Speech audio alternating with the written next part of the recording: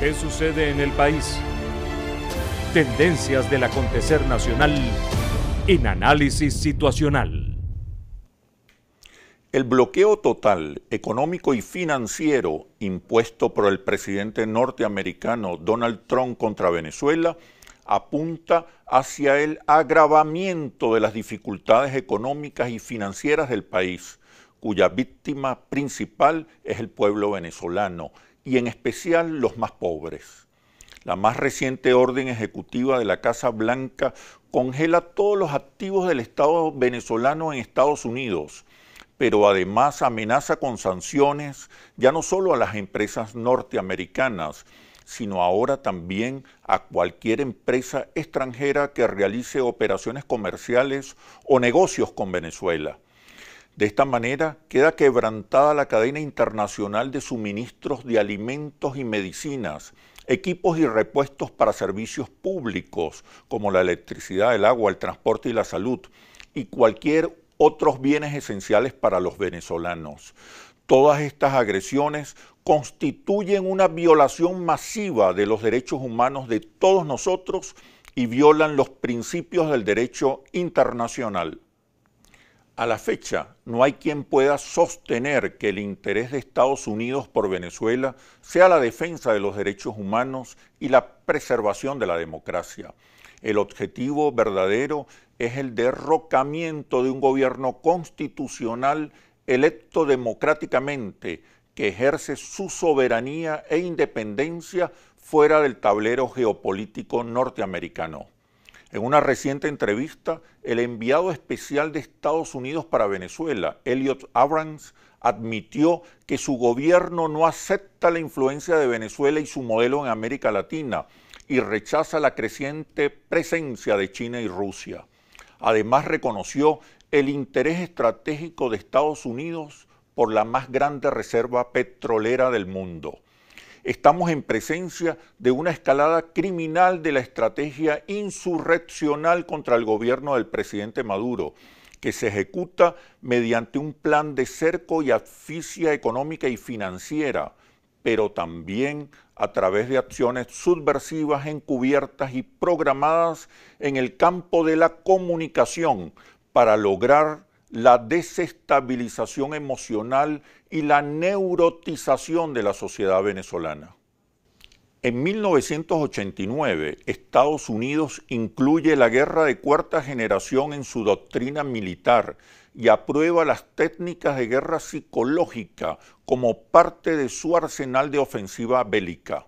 La doctrina de guerra no convencional estadounidense y sus consecuentes planes de asedio psicológico, instigación al odio, crímenes de odio, neurotización colectiva y desintegración espiritual de la nación pueden ser calificados como torturas psicológicas, las cuales violan la Convención contra la Tortura y otros tratos o penas crueles que fue firmada por 156 países en el año 1984. Pretender el derrocamiento del chavismo a través de la violencia y el caos, o incluso acometer su derrocamiento electoral, ocasionaría una confrontación de consecuencias impredecibles. Por ello, la importancia del diálogo como un espacio para el reconocimiento recíproco, la negociación de acuerdos y consensos, la cohabitación, la convivencia y la corresponsabilidad entre el gobierno bolivariano y la oposición democrática. No habrá ruta electoral que garantice la superación de nuestros problemas económicos, la paz y la estabilidad del país, sin que se establezcan fórmulas de convivencia, coexistencia a corto y largo plazo, aún antes de decidir una nueva jornada electoral presidencial. Para conversar sobre estos temas, he invitado a Gladys Requena, segunda vicepresidenta de la Asamblea Nacional Constituyente. ¿Qué sucede en el país? Tendencias del acontecer nacional en análisis situacional. ¿Qué sucede en el país? Tendencias del acontecer nacional en análisis situacional. Hoy nos acompaña Gladys Requena, segunda vicepresidenta de la Asamblea Nacional Constituyente y presidenta de la Comisión de Adultos Mayores de la Constituyente. Fue parlamentaria, fue ministra de la Mujer e Igualdad de Género y también es vicepresidenta de Mujeres del PSUV. Bienvenida, Gladys. ¿Cómo estás? Muy bien, Oscar. Gracias por la invitación. Ha sido una semana interesante. Intensa. Mucho trabajo. ¿Qué significa que la Asamblea Nacional Constituyente designe una comisión para evaluar la convocatoria de elecciones parlamentarias? Bueno, fíjate, la Asamblea Nacional Constituyente, que tú sabes que ha pasado por un proceso incluso de precedentes en la convocatoria de elecciones, pasando por las presidenciales, las de gobernaciones, las de alcaldes y alcaldesas, legisladores y legisladoras, concejalas, ha adelantado la convocatoria de elecciones en casi todos esos escenarios, los ha adelantado. ¿Por qué razones? Bueno, porque la Asamblea Nacional Constituyente tiene las facultades supraconstitucionales, tiene la facultad podría decirte, de que los poderes constituidos le están subordinados al poder constituyente. En la constituyente somos voceros de un pueblo que es el titular del poder constituyente originario, y en circunstancias que afecten la vida nacional, que amerite intervenir para servir de escudo protector de los intereses del pueblo, que es lo que la constituyente hasta ahora ha sido, garante de la paz, donde se vean circunstancias que precise de una actuación del poder constituyente, allí vamos a estar. Esas convocatorias a elecciones que ha decretado la Asamblea Nacional Constituyente, la de concejales, alcaldes, gobernadores, ¿realmente ha contribuido con la paz, el bienestar, la estabilidad? Indudablemente. Tú sabes que nosotros llegamos a la constituyente en medio de un ambiente de violencia, de insurrección, las llamadas guarimbas, y el presidente Nicolás Maduro, en el marco de todo un abanico que le abre esta constitución, que podía haber pasado por el estado de emergencia, por una convocatoria, un estado de excepción, en toda esa posibilidad que le da la Constitución dentro de sus facultades de consultar a un Consejo de Estado, en fin, tantas posibilidades que da la Constitución, optó por una que tiene esta Constitución por primera vez en la historia constitucional venezolana, que es el proceso constituyente. Y entonces, en virtud de todas esas circunstancias que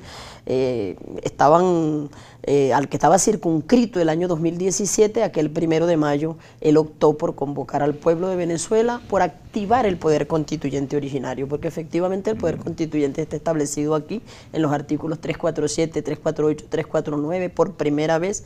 Hagamos la comparación de cuando Chávez convocó constituyente, que tuvo que pasar por una serie de formalidades porque el texto constitucional no le permitía, el del 61, porque no existía el estatuto de la constituyente, y tuvo que ir entonces a la consulta popular a través de un referéndum consultivo, preguntas que luego le fueron anuladas por la Corte Suprema de Justicia de entonces, toda una situación por no estar prescrito en la Constitución disposición alguna en torno al proceso constituyente. Esto ha blindado lo que pudiéramos llamar nosotros la institucionalidad establecida en el texto constitucional de 1999, creado por el comandante Chávez, ideado por el comandante Chávez, legado hoy del comandante Chávez. Entonces, el presidente Nicolás se apoyó en ese precepto y nos convocó a nuestro pueblo, que el 1 de mayo.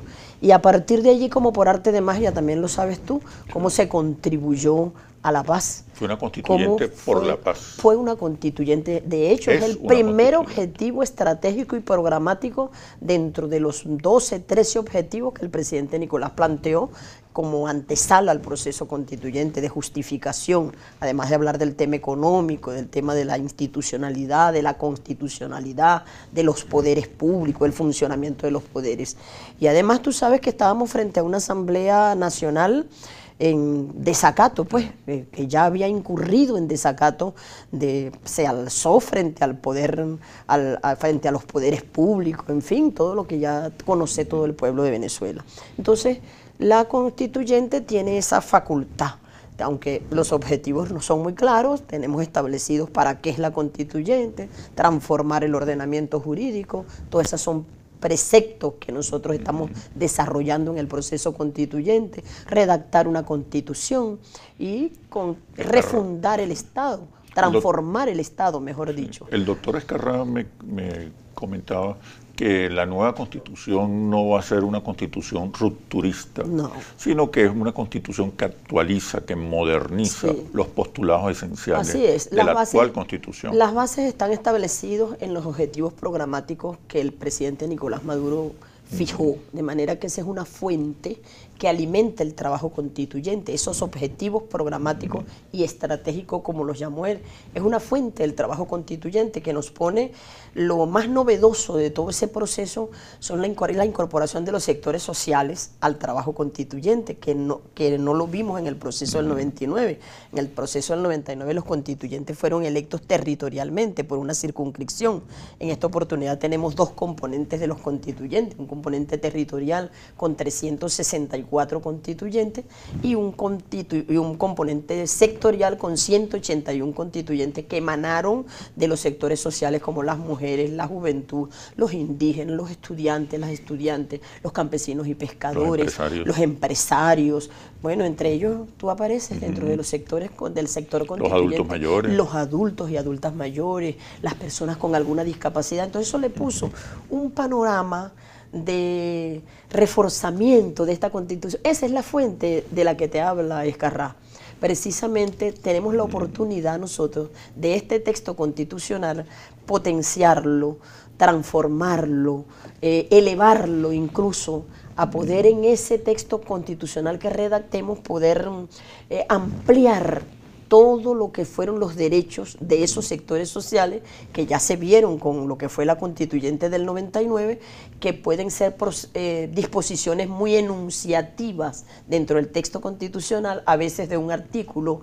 El sector social que más tiene en la constituyente del 99 es el de los indígenas, que conquistó un capítulo dentro, y los demás sectores están en el mapa de los derechos humanos, de las garantías y los derechos humanos, y dentro de ese mapa, desde el artículo 100 hasta el 190, desde el 98 hasta el 111 más o menos, están todos los artículos que tienen que ver con los derechos. Entonces, ese texto constitucional, el trabajo constituyente de ahorita, de esta etapa constituyente, nos va a permitir tener una constitución mucho más robusta, mucho más fortalecida, que pueda mandatar nuevas normas, incluso para garantizar la efectividad de esos derechos, las políticas públicas para los diferentes sectores sociales, pero además también amarraría el tema de la transformación del Estado.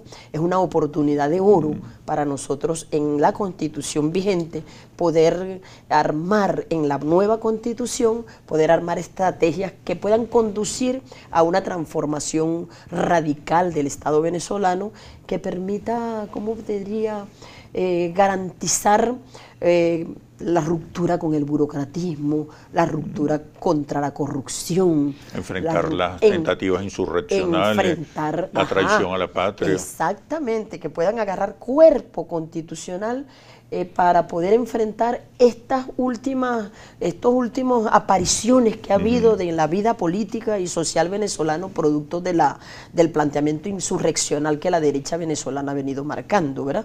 Y sin duda se van a presentar también la oportunidad entonces de colocar en el texto constitucional incluso hasta penalidades máximas para delitos que están establecidos algunos, porque el caso de la traición a la patria está establecido ya en el Código Penal, pero las penalidades no exceden de 20 años, por ejemplo, es la pena máxima dentro de lo que he estudiado yo en mi formación jurídica. Entonces, bueno, mira, es un mundo de oportunidades que se presente ahí para todo lo que es el proceso de transformación del Estado. Y en cuanto al tema de la creación del orden jurídico, bueno, nos va a dar oportunidades de soñar nuevas leyes, de poder revisar las existentes, darle otro rumbo, alguna legislación que pueda verse encontrada en la inviabilidad incluso. Entonces, bueno, mira, es una oportunidad de oro para esos 3 objetivos que están establecidos dentro del proceso constituyente que vio el constituyente de 1999, preservando siempre el legado constitucional del comandante Hugo Chávez. Se trata de una modernización, una actualización de la Constitución. Así es. Quiero que retomemos el tema de la comisión que acaba de designar la Asamblea Nacional Constituyente para que estudie la fecha de las elecciones parlamentarias. Estamos hablando de un adelanto, estamos hablando de disolver la actual Asamblea Nacional. ¿De qué estamos hablando con esta decisión de la Constituyente? Me respondes, por favor, cuando regresemos de los comerciales. Ya venimos. ¿Qué sucede en el país? Tendencias del acontecer nacional en Análisis Situacional. ¿Qué sucede en el país? Tendencias del acontecer nacional en Análisis Situacional. Te preguntaba, Gladys, sobre esta comisión que designó la Asamblea Nacional Constituyente para evaluar la fecha de las elecciones parlamentarias. ¿Qué podemos esperar los venezolanos de esta decisión? ¿La disolución de la Asamblea? ¿Una convocatoria anticipada? ¿Qué podemos esperar? Fíjate, lo que primero deben tener claro los que nos escuchan y nos ven es que las elecciones para la Asamblea Nacional son en el año 2020. Eso está establecido en la Constitución porque el periodo son 5 años y el periodo constitucional para la nueva Asamblea Nacional será del 2021 al 2026. O sea que constitucionalmente tiene que haber elecciones. Hay elecciones en algún momento del año 2020. Exactamente. Okay. Lo que en este caso decidimos nosotros el día martes, o mejor dicho, lo planteó el presidente en el marco de sus competencias, Diosdado Cabello, que es designar una comisión. Eso no se somete a la aprobación del plenario, sino que es una decisión y él la informó, ¿verdad? Entonces es que precisamente conformó una comisión que él integra junto con María Alejandra Díaz y Francisco Ameliach para que se estudie constitucionalmente todo lo que será la pertinencia, que en todo caso es como lo que hemos hecho hasta ahora en los adelantos de elecciones anteriores, pero sin que se haya nombrado comisión para eso. En este caso, él está designando una comisión para que estudie la pertinencia de un eventual adelanto de elecciones. Ahora, la fecha de las elecciones no se sabe. Ahora, la Asamblea Nacional Constituyente está facultada para convocar elecciones. En este caso, el poder electoral, que es un poder constituido, de acuerdo con lo que establece el artículo 349 de esta Constitución, que las decisiones del poder constituyente no pueden ser desacatadas, desatendidas por ningún órgano del poder constituido bajo ningún concepto. Entonces, lo usual es que el Poder Electoral ponga una fecha para las elecciones en el periodo del 2020. En los lapsos que establece la Constitución. Fíjate, yo fui parlamentaria en el periodo 2011 al periodo que vencía en el año 2016. Ajá. Esas elecciones se convocaron por el Poder Electoral en septiembre. Nosotros fuimos a unas elecciones el 26 de septiembre y nosotros asumimos la posesión de la Asamblea en los cargos como de parlamentarios en el año 2011 y esto fue en el septiembre de 2010. Las elecciones fueron en el 10, octubre, noviembre, diciembre, enero. 4 meses antes hubo elecciones convocadas por el Consejo Nacional Electoral. En este caso lo que se está evaluando es la pertinencia de que el Poder Constituyente establezca el tiempo cuando se vaya a hacer la elección. Como lo estableció con las presidenciales, con las de gobernadores, alcaldes y alcaldesas, concejalas, concejales y legisladores y legisladoras, ¿verdad? Estableció una fecha, estableció incluso un mes, y la fecha la estableció, si mal no recuerdo, el Poder Electoral, pero dijo, las elecciones tales serán en tal mes. Ajá, esto es igualito. En condiciones en que tenemos, ¿por qué se está pautando? Tenemos una asamblea que está en desacato, una asamblea que no sus actos no producen ningún efecto por definición del propio Tribunal Supremo de Justicia, por desacato a lo que han sido las decisiones del Tribunal Supremo de Justicia. De manera que sus actos son nulos de toda nulidad. Ante esa circunstancia, ¿verdad?, han transcurrido ya casi todo su periodo en desacato, ¿verdad? El país reclama de un poder legislativo que estabilice a los poderes públicos. Tenemos 4 poderes funcionando perfectamente y un poder en desacato. El país demanda de eso, de volver a que se normalice la institucionalidad. Más allá de que con todos los esfuerzos que ha hecho la Asamblea Nacional Constituyente para acompañar el ejercicio del gobierno, el desarrollo del Estado, gracias a que tenemos constituyente, hemos podido avanzar en todas las políticas que el Estado venezolano demanda y que el pueblo venezolano demanda. Entonces, es insostenible que se pase mucho tiempo más sin que se defina las elecciones parlamentarias. Aunque la Constitución establece que debe convocarse a los electores durante el periodo, año 2020. Claro, para que cuando llegue el 5 de enero del año 2021 tengan una asamblea electa, tengan unos parlamentarios renovados. Disolver la Asamblea Nacional. Eso no significa disolver la Asamblea Nacional, una convocatoria de elecciones.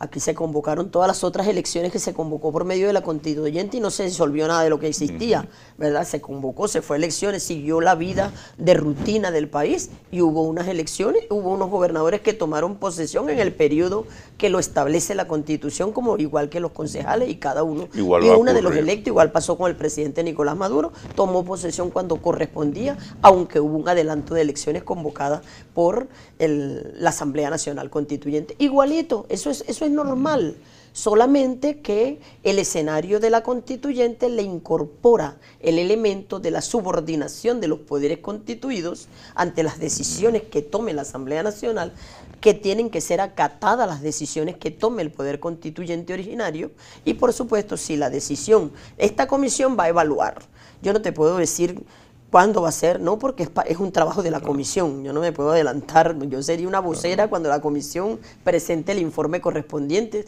se debata, se hagan las consultas legales, constitucionales, se revise la jurisprudencia. No por casualidad se han designado personas expertas en el tema, como es el caso de Amelia, que es un experto en el tema electoral, una abogada experta en temas constitucionales como es María Alejandra Díaz, etcétera. Y bueno, el presidente de la Asamblea Nacional Constituyente, que es el que lleva el timón pues de lo que debe ocurrir. La constituyente no está facultada para disolver ningún otro poder. La única figura de disolución de la Asamblea Nacional Constituyente está establecida en esta Constitución y es una facultad del presidente de la República, solo si en el caso de que haya un voto de censura en 3 oportunidades consecutivas a un vicepresidente o vicepresidenta que designa el presidente de la República. Está expresamente establecido aquí. Se refiere a la Asamblea Nacional. A la Asamblea, en este caso se refiere cuando la Asamblea Nacional veta, porque tiene el vicepresidente ejecutivo, lo designa el presidente de la República, pero es sometido a la pudiéramos decir, no a la aprobación, sino sí, una especie de autorización, pues de conocimiento.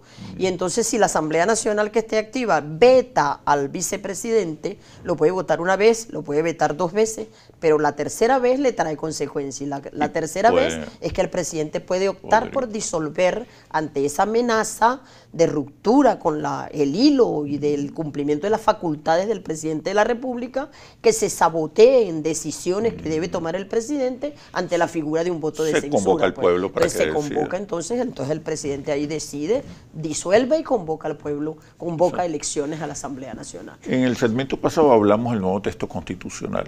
Decíamos que no era rupturista, sino que tenía como objetivo la modernización del actual texto constitucional. Nos referíamos a algunos temas en particular. Quiero retomar el tema de la inversión privada.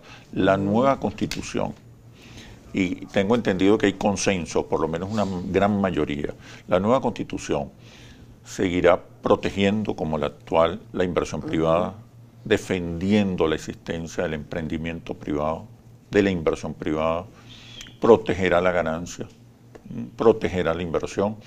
En tu opinión, ¿eso se mantiene? Incluso se acentúa la protección al capital. Bueno, es un poco aventurado que yo diga que eso se mantiene o no se mantiene, porque no tenemos ningún texto constitucional que esté debatiéndose nuevamente en la Asamblea Nacional.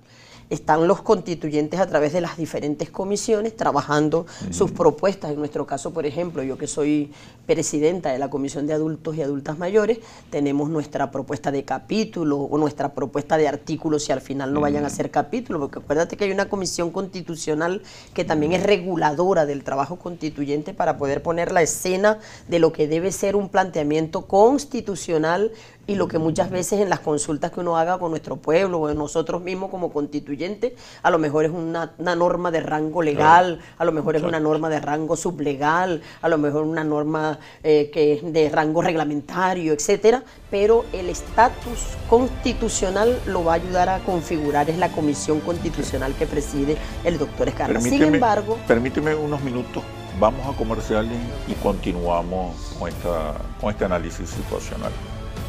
Ya venimos. ¿Qué sucede en el país? Tendencias del acontecer nacional en análisis situacional. ¿Qué sucede en el país? Tendencias del acontecer nacional en análisis situacional. Gladys, te preguntaba acerca de las garantías y la seguridad al capital, a la inversión productiva. Esta constitución, la que nosotros estamos reforzando, que estamos transformando, modernizando, estamos revitalizando, que estamos, pudiera decirse, quizás yo no diría que modernizando, pero sí adecuando a los tiempos, a las nuevas realidades que nos emplaza también a nosotros, incluso en el marco de la coyuntura. Establece en el artículo 299 el sistema socioeconómico. Y una de las cosas que establece es que el régimen socioeconómico de la República Bolivariana de Venezuela se fundamenta en los principios de justicia social, democracia, eficiencia, libre competencia, protección del ambiente, productividad y solidaridad a los fines de asegurar el desarrollo humano integral y una existencia digna y provechosa para la colectividad. De esto está hablando el presidente Nicolás Maduro, Óscar. Está convocando al empresariado nacionalista, al empresariado patriota, a quienes creen que deben invertir en Venezuela, que deben tributar al país. Claro, esto tiene reglas y ningún texto que nosotros nos vayamos a plantear va a negar esto. Puedes tener la seguridad, sin temor a equivocarme, porque nosotros estamos impulsando la construcción de una nueva economía. Tenemos la agenda económica bolivariana, tenemos los 15 motores, 16 motores, 50 rubros. Y ese es un plan al que el presidente Nicolás está convocando, extendiéndole la mano, abrazando a los sectores que crean en una existencia, la necesidad de una existencia digna y provechosa para la colectividad, es decir, la corresponsabilidad social. Este Estado promueve la iniciativa privada, invierte, entrega recursos, ha entregado recursos a los inversionistas privados, solamente que hay inversionistas pillos, ha habido inversionistas deshonestos, ha habido empresarios que han conspirado, han mal utilizado, han desviado la finalidad de los recursos. Eso no puede repetirse. Y ha habido empresarios, pero ha habido empresarios que han asumido, y nosotros vemos cada rato al presidente convocando, reunido con sectores empresariales, abriendo las compuertas para que se incorporen al desarrollo económico y social del país. Lo importante es que haya garantías y seguridad a la inversión y a las ganancias. Así es, nadie impide la ganancia, ni la impedirá. Pero las ganancias tienen que estar justas. justas. Cuando nosotros hablamos de un precio justo, bueno, que no me prive a mí del acceso, de mi derecho al acceso a los bienes y servicios, porque tu ganancia tenga que ser descomunal. Entonces tiene que haber un mecanismo de encuentro, un espacio de diálogo, y la Asamblea Nacional Constituyente tiene que promover ese espacio de diálogo, reimpulsarlo. Muy importante. Nosotros estamos ganados para esa tarea. Nosotros somos coherentes con un modelo.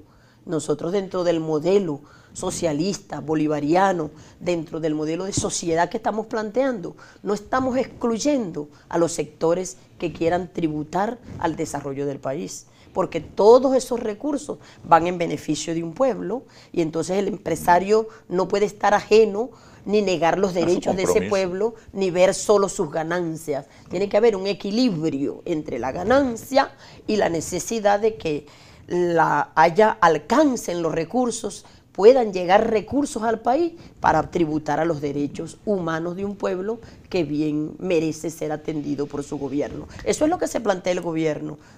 Gladys, el diálogo, ¿en qué situación está hoy? Bueno, ¿qué podemos esperar? En lo último que está es la decisión que se ha tomado de la última conversación ante los juegos del sector opositor, que quienes están en una mesa de diálogo al mismo tiempo están conspirando. Y por supuesto el jefe de Estado de Venezuela, protector de este pueblo, Nicolás Maduro, en la dirección política de la revolución bolivariana, ha tenido que tomar medidas, por lo menos por ahora.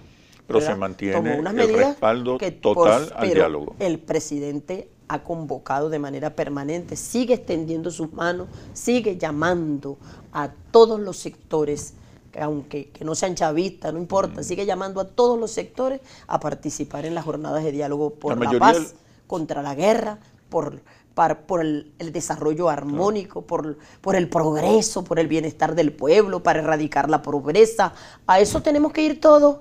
No solamente el gobierno, eso le corresponde también a los sectores opositores y a los sectores empresariales, sean de derecha, sean de izquierda. Es posible, el país, o en esa mesa, no está representado todo el país. Está el chavismo, está el gobierno bolivariano, está la oposición, sobre todo la oposición radical. Pero hay otros sectores dentro de la oposición, sectores moderados, democráticos, que tienen un peso importante. Están otros sectores como el empresariado. ¿Qué posibilidades hay de incorporar en esa mesa de diálogo a otros sectores representativos del país? Yo no creo que eso tenga que circunscribirse a la reunión de Barbados o a la que desde Noruega recomendaron que fuera en Barbados y el presidente así lo ha asumido. El diálogo es un estado que puede darse en el país, dentro del país o fuera del país. Cuando el presidente convoca, por ejemplo, a los empresarios, he visto reuniones incluso de otorgamiento de recursos a unos sectores patriotas del sector empresarial venezolano, y cuando uno ve ese encuentro entre el presidente y esos empresarios, esa es una mesa de diálogo, Chemel. Ahí está el diálogo instalado. Cuando el presidente convoca, vamos todos a conquistar la paz, a ganar la paz, a tributar por la paz, vamos a buscar los mecanismos de ponernos de acuerdo. Ese es un diálogo al que está convocando el presidente Nicolás Maduro. O sea, no reduzcamos el diálogo solo a la mesa que pudiéramos llamar de unos sectores de oposición que en un momento determinado tuvieron una beligerancia o aparecieron para darle otra dimensión al diálogo y se están dando esas reuniones. No lo reduzcamos a eso. Veamos el panorama mucho más abierto y veamos que el diálogo es mucho más que la reunión que se puede estar dando en Barbados. ¿Qué análisis puedes compartir acerca de los triunfos de las fuerzas progresistas en América Latina? Estamos hablando de la dupla Fernández-Fernández en Argentina, virtual ganador en las próximas presidenciales, de Evo Morales, ratificado en la presidencia.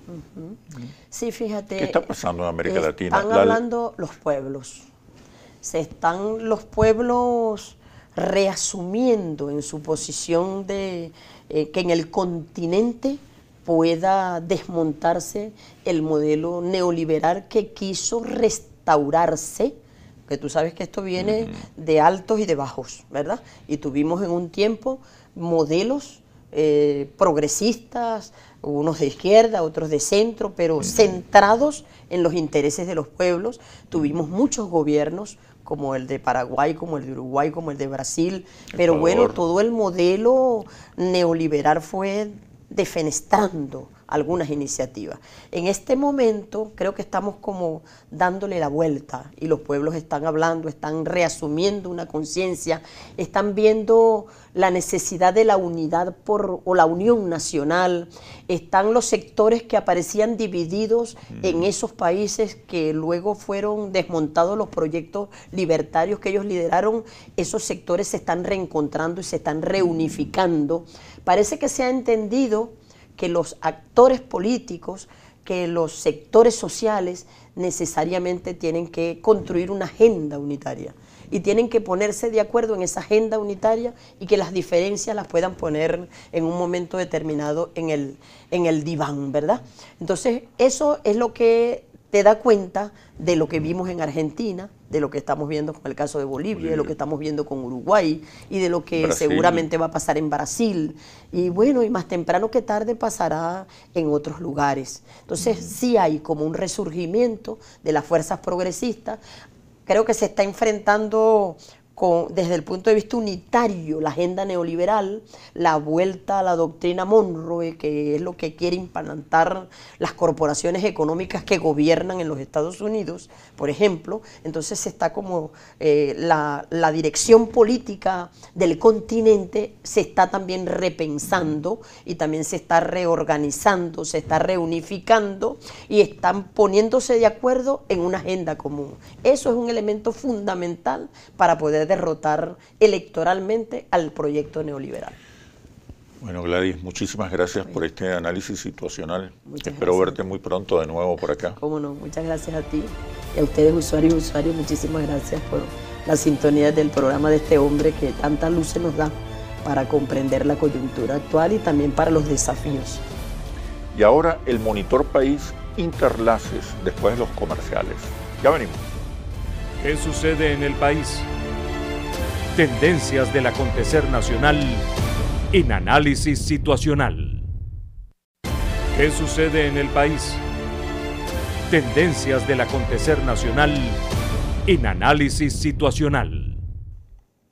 No hay duda que el diálogo sigue en peligro. Para protegerlo, el gobierno bolivariano debe avanzar más rápidamente en un nuevo modelo económico y asegurar una transparente alianza con los sectores productivos privados. También es necesario fortalecer el proceso de venezolanización del diálogo. La mesa de negociaciones podría mantenerse por algunos meses, pero habrá que prever un agravamiento del conflicto político a partir de octubre próximo, en caso de que se compliquen las negociaciones. Hay que blindar el diálogo desde ahora. Venezuela ha logrado detener la caída de su producción petrolera, lo que se evidencia en el sostenimiento de su nivel de producción por cuarto mes consecutivo, según el boletín de la OPEP correspondiente a julio del 2019. Los datos directos detallan que al cierre de julio, Venezuela produjo 1.047.000 barriles diarios, mientras que en junio pasado fue 1.050.000, en mayo 1.037.000 y en abril 1.045.000. La fórmula de Alberto y Cristina Fernández por el Frente de Todos obtuvo una contundente victoria en las recientes elecciones primarias, al imponerse con más del 48% de los votos ante el actual presidente Mauricio Macri, quien obtuvo el 32%. Analistas consideran que la diferencia de 15 puntos es absolutamente irrecuperable. Según las últimas encuestas realizadas en Bolivia sobre el proceso electoral presidencial del próximo 20 de octubre, señalan que el presidente boliviano Evo Morales encabeza la intención de voto con un 39%, seguido por Carlos Mesa con 22% y Oscar Ortiz con apenas 9%.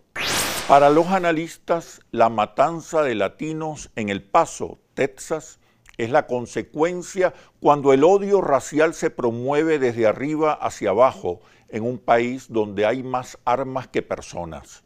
Sostienen que la retórica anti-inmigrante que caracteriza el discurso del presidente Donald Trump recrudece la ola de racismo y violencia en Estados Unidos. El diálogo es sin duda el instrumento válido para todo acuerdo, pero en el diálogo hay una regla de oro. No se debe pedir ni se puede ofrecer lo que no se puede entregar, porque en esa entrega se juega la propia existencia de los interlocutores. Venezuela es de todos y la construimos entre todos. Todos somos la solución.